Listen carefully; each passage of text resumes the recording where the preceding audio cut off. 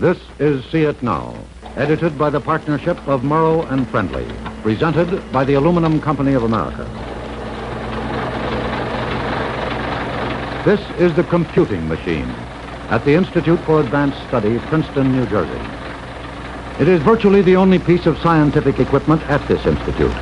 There is no student body here, just chalk and blackboard and books and scholars, less than 100 of them in all. Einstein, Bohr, Oppenheimer, Merritt, Woodward, Thomson, Lowe, Hetty Goldman, Kantorowicz, Belop. In the past, the Institute has contributed much to the security and knowledge of this republic. The men of this institute probe far beyond the existing frontier of man's knowledge. This is a brief report on the work and purpose of the Institute as seen through the eyes and mind of one man, its director, Dr. J. Robert Oppenheimer, a physicist. Dr. Oppenheimer, why don't we begin by your telling me a little about this Institute for Advanced Study, how it began? Well, I'll try. Of course, it began at a time when I wasn't anywhere near, and it's already a subject for historical research. I'm about to find someone to see if we can find out how it began. I've heard you describe it as a decompression chamber. Well, it is for many people. There are no telephones ringing, and you don't have to go to committee meetings, and you don't have to meet classes. And it's especially for the few people who are here for life. The first years are quite remarkable, because most people depend on being interrupted in order to live. But the work is so hard, and failure is of course, I guess, an inevitable condition of success. So they're used to having to go to attend to other people's business. When they get here, there's nothing of that, and they can't run away. It's to help men who are creative and deep and active and struggling scholars and scientists to get the job done that it is their destiny to do. This is a big order, and we take a corner of it. We do the best we can. We suffer from limits of money, of wisdom, of space, and we know that if we get big, we will spoil everything, because the kind of intimacy, the kind of understanding, the kind of comradeship that is possible in a place of this size is hard to maintain in a place 10 times as big.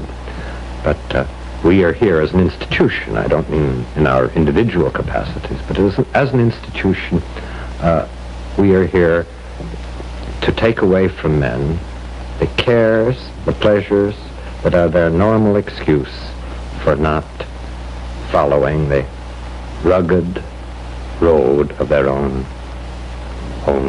life and need and destiny. Well, would you tell me something about the permanent members of the staff, the faculty? Some are pure mathematicians. This was the first and I guess the most illustrious field in which the Institute entered. And there's Hassler Whitney, who was a man who spent most of his life at Harvard, an extraordinarily imaginative and creative man whose field, it won't mean much, his field is essentially topology. What exactly is that? Well, it is a study of those relationships which do not have to do with measure and size, but with shape and arrangement. Let me digress.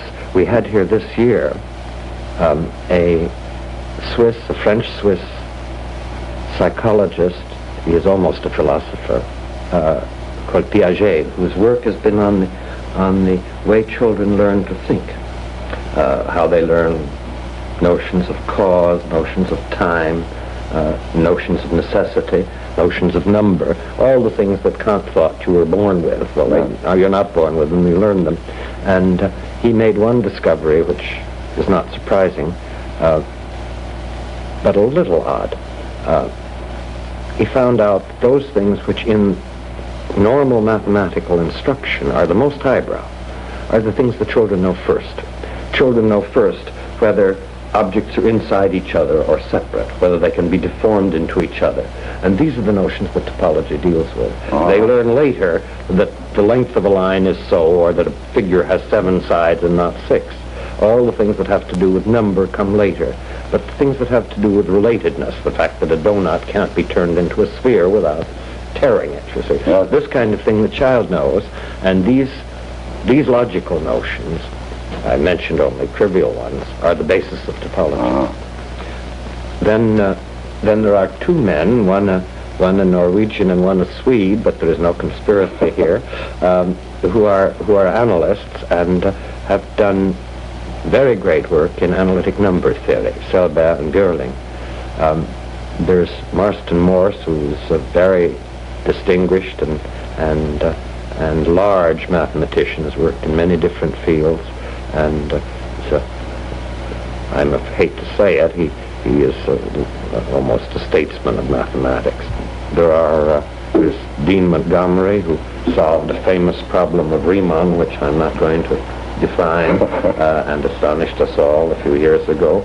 There are 2 physicists, and there will shortly, I think, be more, both young, one a Dutchman, Pijs, and one an Englishman, Dyson, both of whom in quite different ways are struggling with the problems that interest me. There's Panofsky, who is a historian of art. He has 2 kids, 2 boys, both physicists, and they were very, very bright boys, and one of them was first in his class at Princeton, the other second. They call one the bright Panofsky and the other the dumb Panofsky. And they used to tease him. They said, of course, they didn't know how good they were. If they were good, they'd be physicists, but they could always fall back on the history of art if they were failures. There's an old friend of mine, and a man I think of as quite a great man, really. That's Harold Chernus, who is that wonderful blend of scholar and philosopher that you don't find very often. His field is Greek, his passion, Plato and Aristotle. And Professor Einstein is still here too, isn't he? Oh, yeah, indeed he is. Indeed he is. He is one of the most lovable of men. Does he ever call you up on the telephone? Sometimes. I think he calls me, when he reads in the newspapers, something about me that he doesn't like, and he calls me up and says, that's all right, that's just right. Niels Bohr is here now as well. Oh, we have many, many people visiting. Yes. And now I will tell about those that are exciting. I mentioned Piaget to me, but there are many who are too many to talk about. Bohr is here. He's come over and over again, and we have with him an arrangement which we reserve for our best friends, namely he can come whenever he wants. And he spent this semester and will be leaving just in a few days. We have George Kennan here, who's been here off and on also, and has an arrangement not so unlike that of Bohr's. He's looking at a very odd episode, maybe tragic. And that is what the Americans were doing at the time of the Russian Revolution and in the year that followed that. Who was representing us and how he got to represent us in Russia, what they thought we ought to do, what our government did. And this is going to be quite a yarn when he gets it finished. Well, what about the supply of scientists, the manpower pool, the training of the younger scientists? I don't know. You see, that always is I'm very bad about it, because I work in my own life with rather few people as students. I always have. They wouldn't let me at undergraduates because they're afraid I'd confuse them. I'd have a dozen or 20 men that I'd work with intimately. This institute has 100 people. I think in terms of the rather good people rather than the number of them. But there's a lot of truth to that. A lot that's right about it, I mean. We're beginning to catch up on the mechanical side. We're just beginning to realize that if we want people to do very hard things, and want them to do it irrespective of whether they're rich or poor, we've got to provide money in some way to see them through their training. If we want them to go into a profession which will never be very remunerative, we've got we won't be successful unless we provide scholarships and that kind of thing. The training is Operation Bootstrap. One great teacher, one great man of learning